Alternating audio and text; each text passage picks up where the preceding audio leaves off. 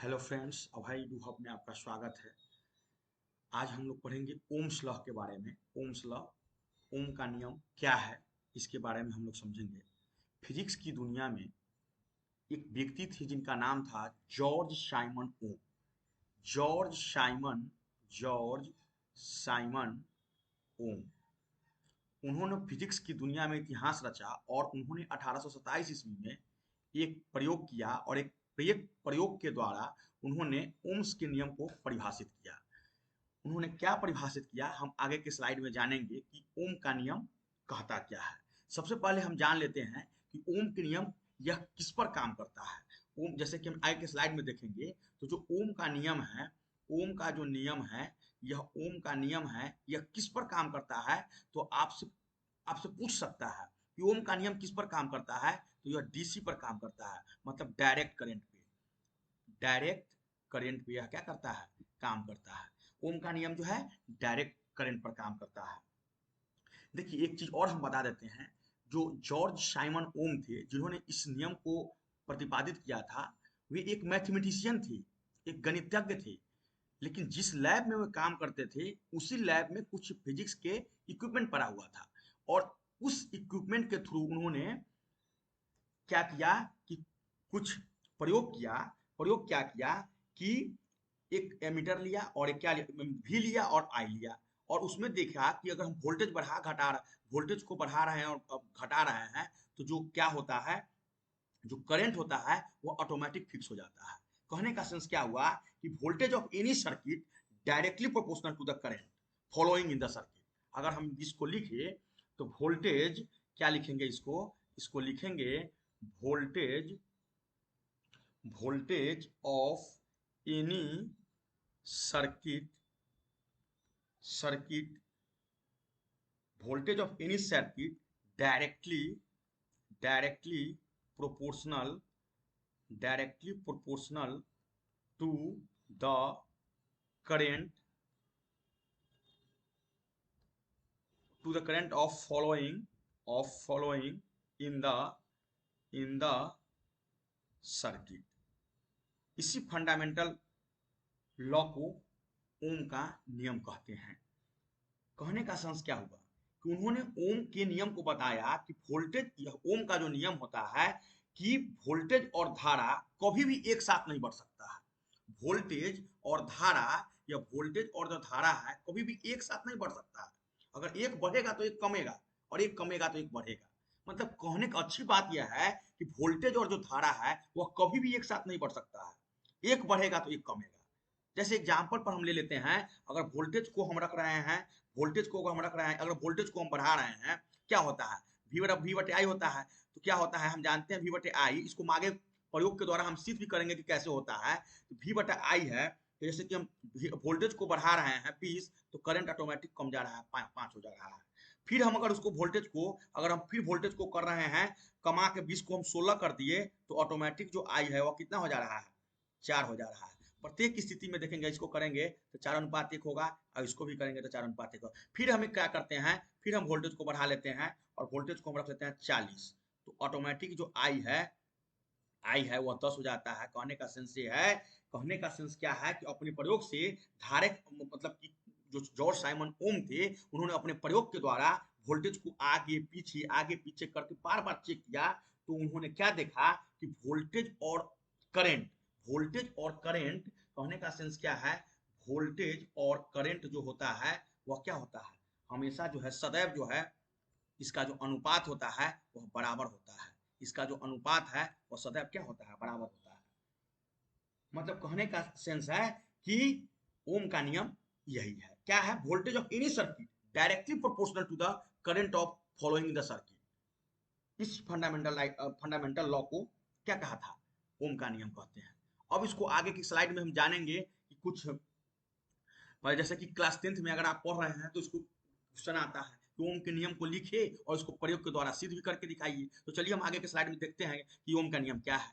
तो क्या है, देखिए, ओम का नियम है, हमने यहाँ पे लिख लिया है ओम का नियम। तो क्या है ओम का नियम, कि स्थिर ताप पर किसी चालक के सिरों के बीच का विभवांतर उसमें प्रवाहित धारा का समानुपाती होता है। यही बात है कि अगर टेम्परेचर को फिक्स किया जाए तो किसी चालक के सिरों के बीच का विभवांतर, जो दोनों सिरों के जो बीच का विभवांतर होता है, उसमें जो प्रवाहित धारा, जैसे कि चालक क्या होता है, एक हम तार अगर लेते हैं और उसके टेम्परेचर को फिक्स करते हैं, तो किसी चालक के सिरों के बीच, जो दोनों सिरों के बीच का जो विभवांतर है, मतलब वोल्टेज है, उसमें प्रवाहित धारा है, जो करंट फ्लो कर रहा है, वह क्या होता है, समानुपाती होता है। इट मीन्स क्या होता है, डायरेक्टली प्रोपोर्शनल होता है। यही बात हम बताए थे कि voltage of any circuit directly proportional to the current following in the circuit. इसका मतलब क्या हुआ कि V directly proportional to I, और इसका अर्थ हुआ कि अगर हम प्रोपोर्शनलिटी को हटाएंगे, जहां पे R एक क्या है, स्थिरांक है, कांस्टेंट है, तो V इक्वल टू हम क्या लिखेंगे, IR। और इसी को सत्यापन करके आपको हम बताते हैं कि कैसे इसको क्या करते हैं, सत्यापन करते हैं। तो सत्यापन करने के लिए सबसे पहले हम क्या करेंगे, इस नियम, यहाँ देखिए, यहाँ पे सत्यापन करने के लिए सबसे पहले एक ऐसा बनाना होगा सर्किट, और इस नियम के सत्यापन के लिए आपको क्या क्या चीज लेना है, एक एमीटर लेना है। एमीटर इसलिए लेना है कि वोल्टेज को आपको वोल्टेज को क्या करना है, नापने के लिए, वोल्टेज कहते हैं धारा को मापने के लिए, और वोल्ट मीटर लेना है वोल्टेज को मापने के लिए, एक चालक तार लेना है, और स्विच लेना है, बैटरी लेना है, और परिवर्तनशील प्रतिरोध लेना है। इतना चीज को हम लेंगे तब इसका सत्यापन करें। देखिए यहाँ सर्किट है, अगर यहाँ पे देखिए, यहाँ पे हम एक स्विच लगा दिए, उसके बाद जो है करंट को इधर इधर से हम फ्लो कर रहे हैं, यहाँ पर लगा दिए, यहाँ पर लगा दिए क्या, यहाँ पर लगा दिए एमीटर, जिससे हम धारा को फ्लो कर रहे हैं। यहाँ पे हम लगा दिए क्या, रिहोस्टेट लगा दिए। रिहोस्टेट जैसे कि यहाँ पर देखिए, अगर हम इस पर पॉजिटिव चार्ज ले रहे हैं तो इस पर नेगेटिव चार्ज ले लेंगे, यहाँ पे भी रियोस्टेट लगा हुआ। अगर करंट को हम फ्लो करते हैं तो क्या होता है, आगे के स्लाइड में हम इसको देखते हैं। यहाँ पे क्या ले लिए, बैटरी ले लिए। तो देखिए आगे के स्लाइड में क्या है कि जब स्विच को ऑन किया जाता है, देखिए यहाँ पे जब कह रहा है, जब स्विच को ऑन किया जाता है, देखो यहाँ पर देखिए ये स्विच है, इसको कह रहा है जब ऑन किया जाता है, तो जो ही ऑन किया जाता है तो बैटरी से विद्युत धारा क्या होती है, प्रभावित होती है। देखिए इस फिगर में कि यहाँ से जो ही स्विच ऑन किया तो बैटरी से इधर से जो क्या हुआ, विद्युत धारा क्या हुआ, प्रभावित होने लगा। बैटरी से क्या हुआ, विद्युत धारा क्या हुआ, प्रभावित होने लगा। तो जो ही बैटरी से विद्युत धारा प्रभावित हुआ, और विद्युत धारा का मान हम चूंकि जानते हैं कि विद्युत धारा का मान जो है अमीटर से, और जबकि विभवांतर का मान वोल्ट मीटर से मापा जाता है, यह बात हम बता दिए हैं। और जब परिवर्तनशील प्रतिरोध को स्लाइड पर आगे पीछे खिसकाया जाता है, एक स्लाइड पर जब परिवर्तनशील प्रतिरोध को आगे पीछे खिसकाया जाता है, तो अलग अलग स्थितियों में जब आगे पीछे, मतलब कहने का कुछ बढ़ाया कुछ घटाया, तो आगे पीछे धारा और विभवांतर का मान अलग अलग प्राप्त होता है, जिसे ग्राफ पेपर पर अगर दर्शाते हैं तो एक सरल रेखा की प्राप्ति होती है, जिससे ही हम ओम के नियम को इसी से ओम के नियम को सत्यापित करता है। देखिए यह भाषा में लिखने के लिए, जब आपको यह क्वेश्चन, जैसे मान लीजिए आप एग्जाम क्लास 10th मैट्रिक का एग्जाम दे रहे हैं, सीबीएसई में आप सीबीएसई बोर्ड का एग्जाम दे रहे हैं, तो इसमें आपको यह पूछता है, या आप इससे जो है प्रूव करके दिखाइए। तो इतना बात को अगर आप लिख देते हैं, तो अगर 5 मार्क्स का क्वेश्चन होगा तो आपको 5 में 5 मार्क्स मिलेगा, क्योंकि आपको जो भी कुछ करना होता है उसको लिखना पड़ता है।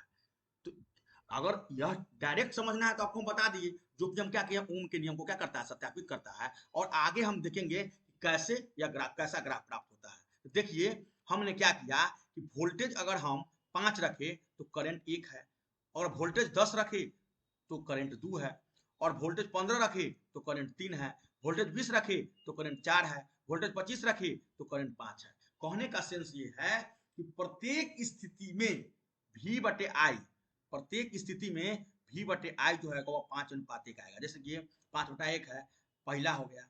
दूसरा में अगर आप सर्च कीजिएगा तो 10 बटा 2 होगा, तो ये भी 5 बटा 1 होगा। तीसरा में अगर आप कीजिएगा तो 15 बटा 3 होगा, तो ये भी 5 बटा 1 होगा। कहने का सेंस है कि दोनों को कभी भी एक साथ नहीं बढ़ाया जा सकता है। एक को बढ़ाने पर दूसरा ऑटोमेटिक कम जाता है, और वह क्या होता है कि एक साथ कभी नहीं बढ़ा सकता है। तो इसी को हम एक ग्राफ पेपर पर, जब एक ग्राफ पेपर लेंगे, और ग्राफ पेपर में जब हम देखिए इसको, जो हम इधर आई रखे और इधर वोल्टेज को रखे, इधर करंट को रखे, तो क्या देखिए क्या प्राप्त हो रहा है, यही एक सरल रेखा प्राप्त हो रहा है। यही एक सरल रेखा क्या हो रहा है, प्राप्त होता है, जिसको ओम ने जिस प्रयोग को ओम ने सत्यापित किया था, जॉर्ज साइमन ओम। जॉर्ज साइमन ओम। और इस तरह से आप इसको अगर बना सकते हैं, देखिए अगर यहाँ है तो यहाँ आ जाएगा, जैसे इस टाइप से अगर करेंगे तो देखिए यहाँ प्रत्येक स्थिति में जो कि यहाँ पे जो V और I का जो अनुपात है वह क्या होगा, बराबर होगा। इस टाइप से अगर कर रहे हैं तो देखिए यही है ओम का नियम। यही है क्या, ओम का नियम। फिर से मैं एक बार बता देता हूं कि आप इसको समझ लीजिए। देखिए एक एक चीज क्या होता है कि देखिए फिजिक्स को इतना कॉम्प्लिकेटेड मत बनाइए। फिजिक्स को समझने के लिए आपको कॉन्सेप्ट चाहिए। फिजिक्स रटने की चीज नहीं है। फिजिक्स को समझने के लिए कॉन्सेप्ट की जरूरत होती है, और वह कॉन्सेप्ट आपको एक अच्छे टीचर से मिलेगा। आप रटे रटाए पढ़िएगा तो आज रटिएगा, 2 दिन के बाद भूल जाइएगा। कहने का सेंस क्या है कि ओम को नियम को समझने के लिए इतना बात को आपको समझना जरूरी है। कहने का सेंस यही है। जैसे कि अगर आपको, जैसे कि आपके विद्यालय में या आपके कॉलेजों में इस सब चीज का प्रयोग होता है, लैब है, लैब लैब के थ्रू प्रयोग कीजिए। अब लैब में जाकर प्रयोग करने के लिए आपको क्या क्या चीज का जरूरत पड़ेगा। एक रिहोस्टेट चाहिए, रिहोस्टेट के बाद एक आई चाहिए, करंट चाहिए, करंट धारा को मापने के लिए वोल्ट मीटर चाहिए, सॉरी मीटर चाहिए, एक पेपर चाहिए जिस पर रीडिंग आपको करना होगा कि अगर वोल्टेज का मान बढ़ा रहे हैं तो करंट क्या हो रहा है, और अगर वोल्टेज को कम कर रहे हैं तो करंट क्या हो रहा है। तो कहने का सेंस है रिहोस्टेट की मदद से आप उसको बढ़ा कर और घटा सकते हैं। तो क्या जब ये जो ही, जैसे कि एक और स्लाइड चले हम, आपको यह तो सिद्ध हो गया, लेकिन आपको थोड़ा देर और हम समझा देते हैं। अगर इस स्लाइड में हम देखेंगे तो हमको क्या पता चलेगा कि जैसे कि देखिए रिहोस्टेट की मदद से, जैसे रिहोस्टेट की हेल्प से अगर आप देखेंगे कि एक को बढ़ा रहे हैं, एक को, कहने का सेंस है एक को बढ़ा रहे हैं, एक को बढ़ा रहे हैं, तो दूसरा जो है ऑटोमेटिक क्या हो जाता है, दूसरा जो है ऑटोमेटिक क्या हो जाता है, चेंज हो जाता है, चेंज हो जाता है। दूसरा ऑटोमेटिक क्या हो जाता है, चेंज हो जाता है।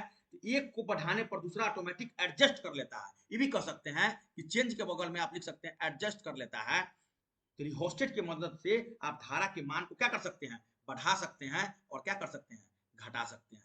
रिहोस्टेट की मदद से आप धारा के मान को क्या कर सकते हैं, बढ़ा सकते हैं और घटा सकते हैं। वोल्टेज और करंट, वोल्टेज और करंट मतलब यही ना बताया है कि voltage of any circuit directly proportional to the current following in the circuit. तो आपको, मुझे लगता है कि आपको यह समझ में आ गया होगा। आपको वीडियो कैसा लगा, अगर आप लोग का प्यार और सपोर्ट मिलता रहा तो इसी प्रकार से हम विभिन्न प्रकार के, फिजिक्स हो गया, मैथ्स हो गए, उसका जीएस पेपर का हो गए, बहुत सारे वीडियो को बनाते रहेंगे अगर आप लोग का प्यार और सपोर्ट मिलता रहा तो। तब तक के लिए आप इस चैनल पर बने रहें, वीडियो को पूरा देखें, तब जाकर आपको प्रत्येक चीज समझ में आएगा। तब तक के लिए धन्यवाद, बाय।